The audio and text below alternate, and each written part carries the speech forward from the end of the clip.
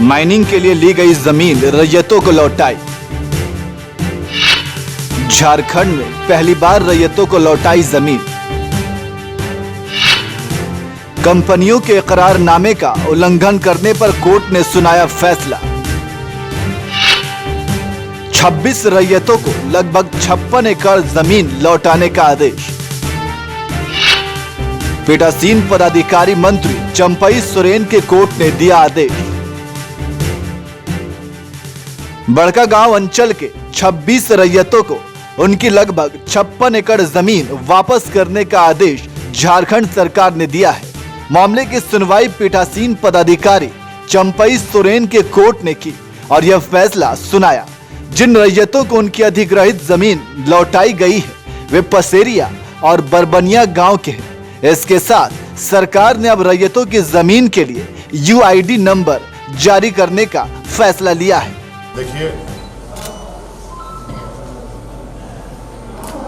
झारखंड प्रदेश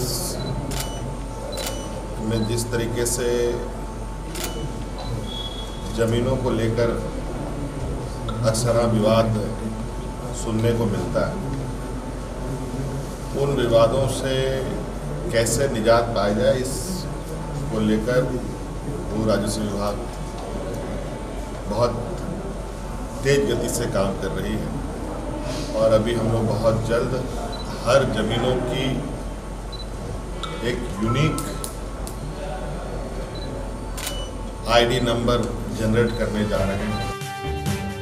झारखंड के हजारीबाग के बड़कागांव में माइनिंग के लिए जिन जमीनों को अधिग्रहित किया गया था, लेकिन समय पर काम शुरू नहीं करने पर जो एग्रीमेंट रैयतों और कंपनियों के बीच हुआ था, उसके तहत इन जमीनों को वापस करने का प्रावधान था। रैयतों के जमीन वापस करने के मामले पर महागठबंधन सरकार के सहयोगी पार्टी कांग्रेस ने भारतीय जनता पार्टी की अगुवाई वाली पूर्ववर्ती सरकार पर यह आरोप लगाया कि अपने निजी लोगों को लाभ पहुंचाने के लिए रैयतों के जमीन का अधिग्रहण किया गया था।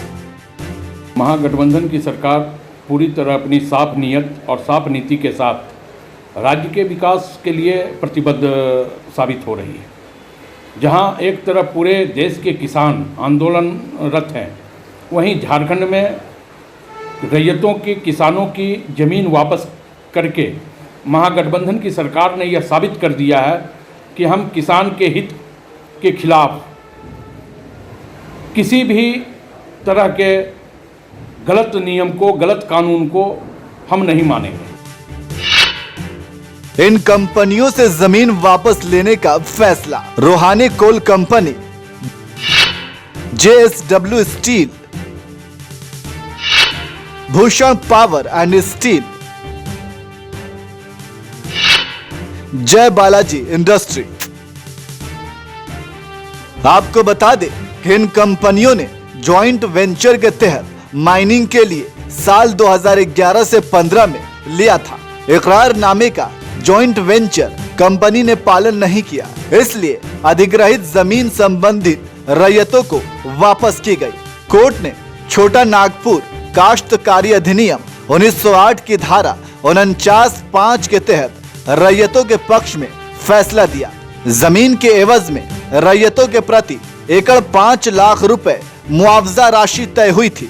माइनिंग कंपनियों के जमीन वापस लिए जाने पर भारतीय जनता पार्टी के प्रदेश प्रवक्ता ने सरकार की विफलता बताया।